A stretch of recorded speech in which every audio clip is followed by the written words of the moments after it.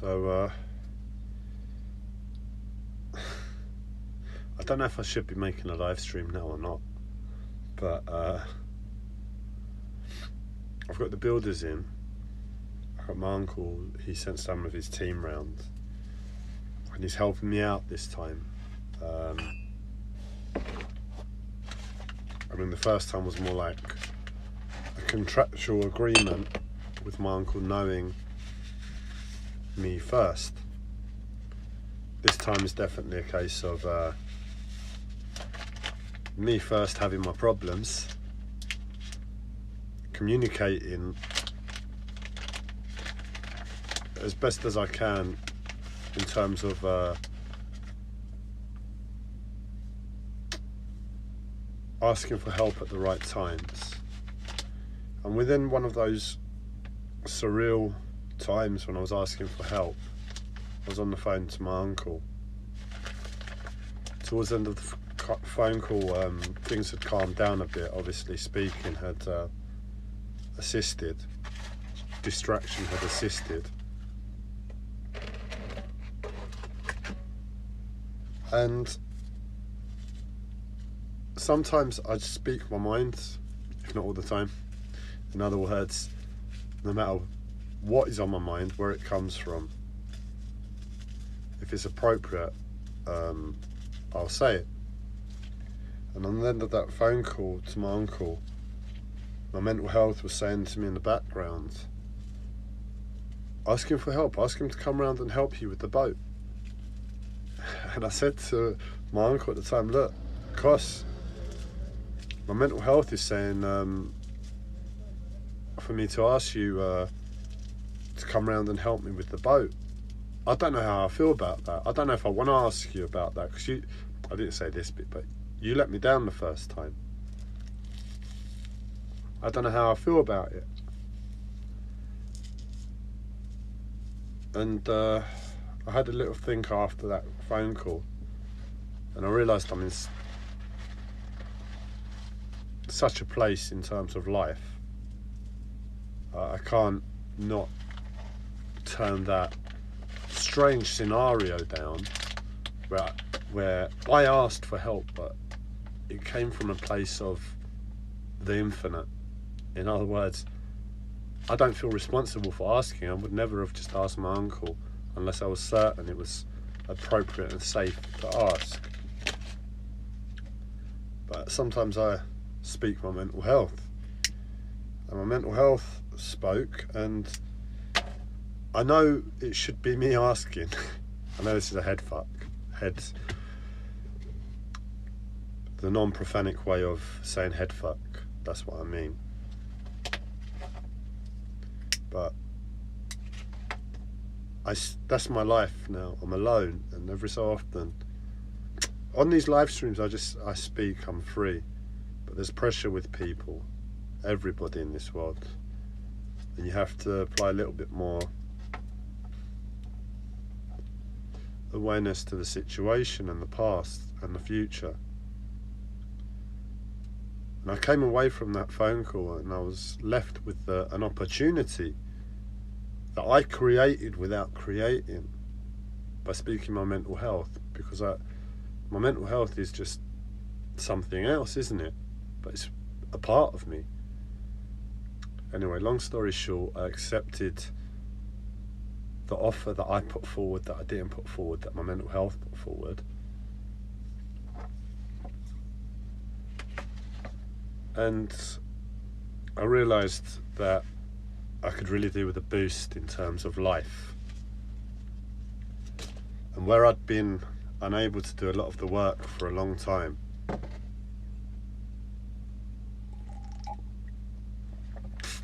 I wasn't resting, and I was still aware of all the work that needed to be done. But where I was aware of all the work that needed to be done, I was able to really be clear about the work that needed to be done. It's like, imagine having your work to do in front of you for a day, and then life saying, no, you can't do that work. And it tells you that for like 3-4 weeks. And all you can do for those 3-4 weeks is think about how you're going to get the sack if you don't do that work. But after 3-4 weeks, some miracle happens and you're still there and the work still needs to be done. You haven't got the sack for whatever reason. And a day opens up where you can do the work. If you're anything like me, you're going to have thought about that work that needs to be done more than anything else in this world over that 4-week period. And by that time the 4-week period rolls round, you are going to be able to do that work in the blink of an eye. If it can be done, sped up, so to speak. Some work is just customer service. So when you get to that work, you're going to feel a relief like nothing else. Serving those customers that you serve on a daily basis will be like a different experience. Anyway, I've got a couple of his team round at the moment, and they're doing some really simple work. It's really simple, really nice. Well, for me, I reference the work on terms of what I can do. And my experience in terms of doing work is a couple of years living on a boat, and a couple of years, well, not a couple of years, more than a couple of years as a child, like a child where you can't really do anything, spent on building sites with my dad. My dad was a builder when I was a child, before he moved into the office environment and became a surveyor. Well, you're still not in the office all the time as a surveyor. But work's progressing. It's like there's a hole in the kitchen now where the boys have cut a hole for me, and it's the weirdest thing. I'm looking at it and I'm like, wow. And the relief in my body is on another level. It's like the way it happened was, it was like I asked my uncle to come round to do some work on the back, and he said, well, do you need anything else? And I said, well, if you're coming, you might as well bring a jigsaw, mine's broken. And he's brought a jigsaw so that hole can be cut. Jigsaw is like one of those machines that cuts metal, well, wood mostly, in different angles and shapes. And I wasn't expecting that hole to be done for a long time. For a couple months more, and a month more at least. And I'm looking at it, and it's like a gift from the universe. And it's like, you shouldn't be done, but you've done.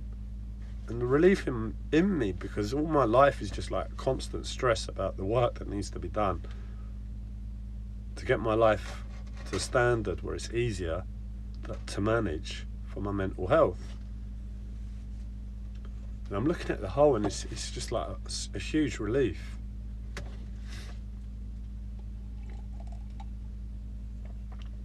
But that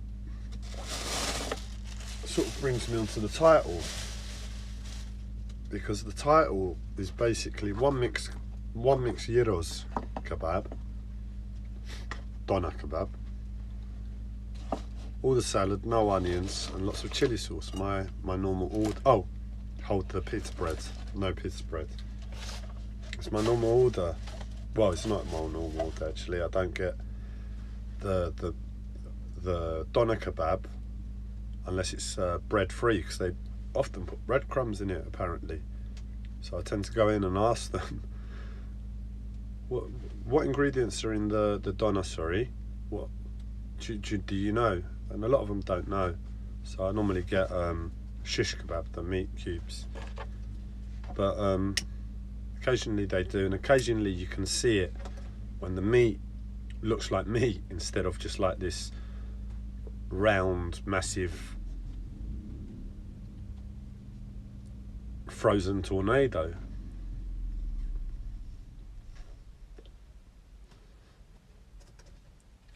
But the point of the title was to say that my life is just really confusing. It's like life has put me in a place where I've experienced it at a very dense, very intense, very surreal level for the longest time. And it's almost like I'm coming out of that a bit because of the mental application I'm making towards life, the positive changes I've made of late. So as the day goes past, I'm seeing things that want to pull me down, like that are even more traumatic than the things I've experienced in the past. But I'm in this place where I'm like, no, I'm not going to let you down, because I've made this decision, and this decision says I can't listen to you. And I'm getting on with life, and and as I get on with the day, it's like I'm thinking about that thing, and I'm thinking, I can't be doing this. What, I've got to be like in total shock because this has just happened, and that's just happened, and others just happened. But I'm carrying on. And my life is just a bit all over the place. So things are also getting better. As I said, that hole's being done. The work on the back room is being done, because I've been in this little cave at the front of the boat for a long time. And I've not really been able to use the rest of the boat because it's really hard to walk and move. And unless I need to go somewhere, I'm not going to go. So what I realised is if I ask my uncle to come round and do the back room in terms of one or two things, I have it as a usable space. And where I'm starting to get into a little bit of exercise now, that's going to be my exercise room. That's, if all goes well, that's going to be the world's first floating studio. I'm sure there's more, but on the canals at least, I'm sure it's going to be the first UK canals. And hopefully I want to be able to do my therapies from there and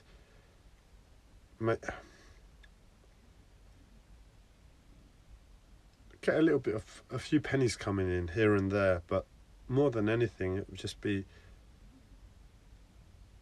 so great to be in that energy of being a therapist again, being of service, truly being of service, knowing that no matter what problems I've had with the collective psychosis, and I still have, the awareness I've come to is that we all have a human body, and that is the shared commonality. And this world doesn't support health for this body, not entirely. It says, here, this is health times 10. So we've got the potential to experience health on untold levels because of the way the world is structured. The way we can have supplements ordered that we'd never be able to. I couldn't ever experience guarana back in living by nature, could I? The guarana's from South America. When am I going to get myself to South America on a boat? If I can swim, having been brought up in London. Never. But I can order that, and I can choose between all the different brands, all the different sizes, all quantities and everything else to get the best one. We've got health times 100. But we also have disease, unhealth, times at least the same, if not more. We've got sugar, we've got E numbers, we've got God knows what toxins and chemicals in the air, in the water. You turn on the tap, you've got fluoridated water. You want to go and find some good drinking water. I say good drinking water, just water designed for the human body in the UK, you're going to have a hard time. So I've got to be thinking very practically about the things that are given to me as a natural resource that are no longer natural. So in other words, heating, electricity, water, and I've got to use them consciously. I've got to use everything consciously in this world.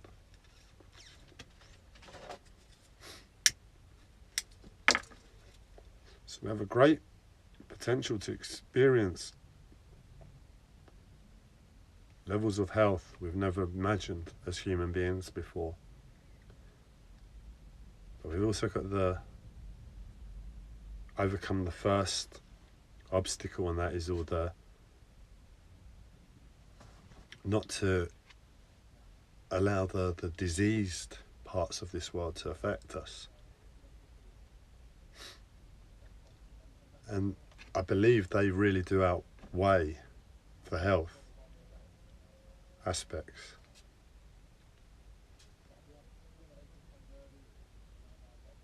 But this is modern times.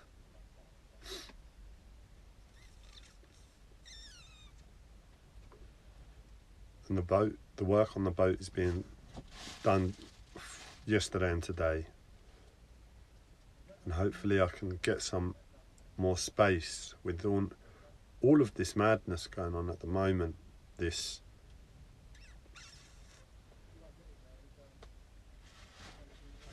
I don't even know how to reference it.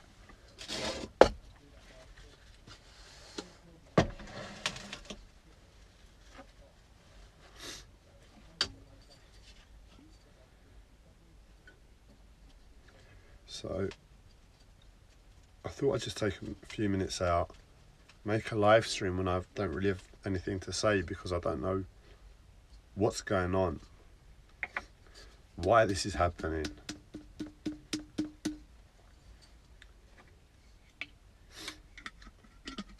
And also it was to share the way I have to be towards life, the way life has taught me, the way life has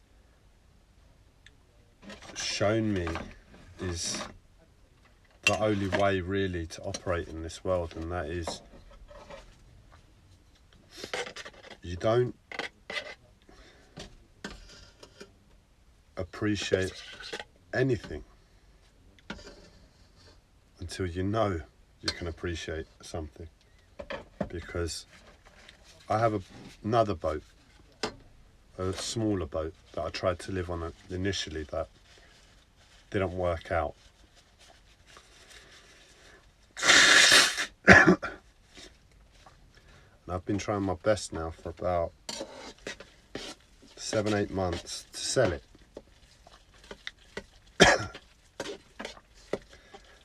And it's like I've got a force of nature stopping me, every obstacle. But after a few attempts, she's sold. She sold for about half the price, at least half the price I could have got privately for her. But in this strange place that helps, because I don't feel at all bad to the buyer that they're going to get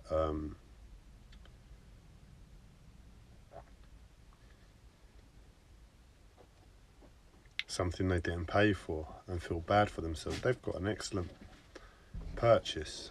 And given the madness that my life is, that my mind absorbs and sees on a daily basis, having that clarity is so valuable in this really precious moment, this really precious situation. But it's sold, I've received the money, but it's not done. I need to go and check the boat out, make sure I haven't got another squatter that's living there, make sure the solar panel is still on it, nobody's stolen it, nobody else has broken in or it's sunk or something. I haven't been there for a few weeks. And the way my life has been my whole life, not just these past few years, if I'm not on the ball, I tend to get bitten in the arse. So I need to go and see that boat, know the boat's okay, and know the buyer has received that boat before I can really feel any relief about this situation. So I've got all of these mixed emotions going on for me. This really strange, surreal experience of life happening.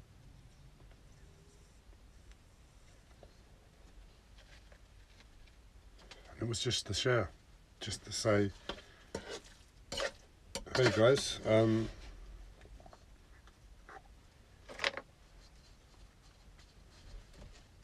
life's a bit mad. How do I look at this?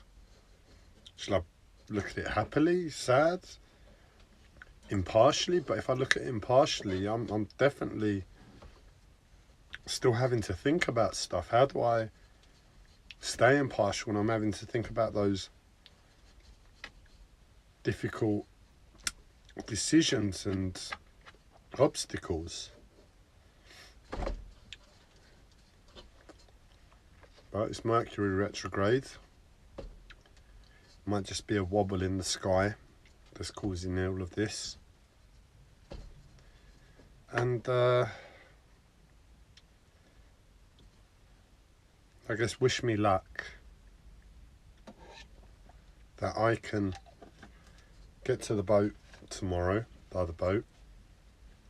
I haven't been on the trains especially, but public transport since really before the lockdown started. And with my mental health, it's a challenge.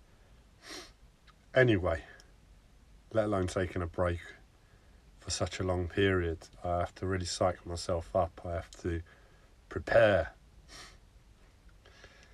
And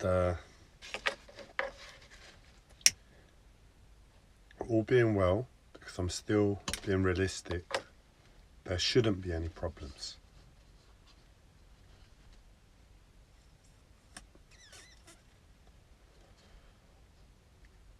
And maybe this is a bit of breathing space that after this week, after the boat exchange of the sale of the boat,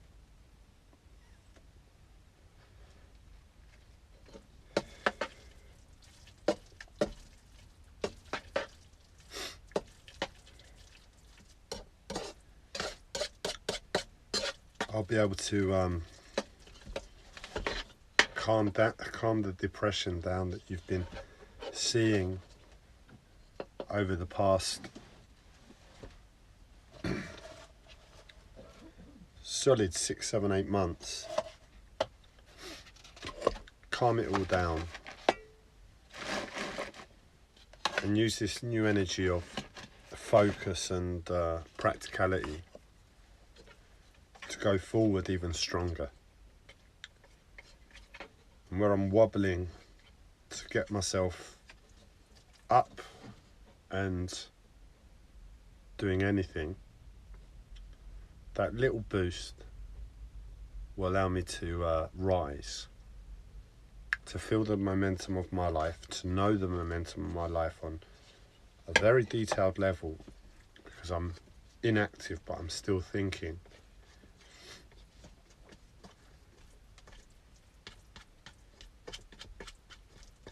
And just to know, life stops me from using momentum, motivation as a driving force. That's something I've noticed. And it's not something I do as much as I try to build momentum. I know this doesn't make sense, but I try to build momentum, forward movement, but only in the right way. There's a really detailed way my life has communicated to me it's okay to use momentum in terms of life. So I'm hoping it comes off this time. But I'm having to hold back emotions of any relief and joy, because the job's still not done in terms of that boat being sold, which is a huge stressor. So I guess just hearing myself state the situation in the present moment, state the madness.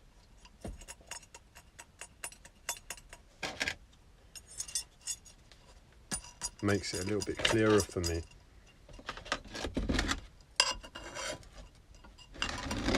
And I can start putting out more spiritual videos about whatever's in my head. So I'll leave you now. Enjoy the rest of your day. Go slow. Go well. Keep focused. And don't let a wobble in the sky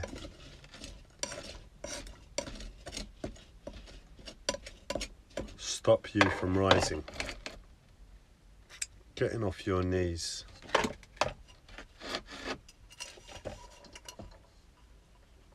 And maybe if you plan it and time it just right, when you get off your knees and you rise, you can do it with enough momentum in the right way that you fly. You get off your knees and you go. But if you go up and walk, that's the main thing.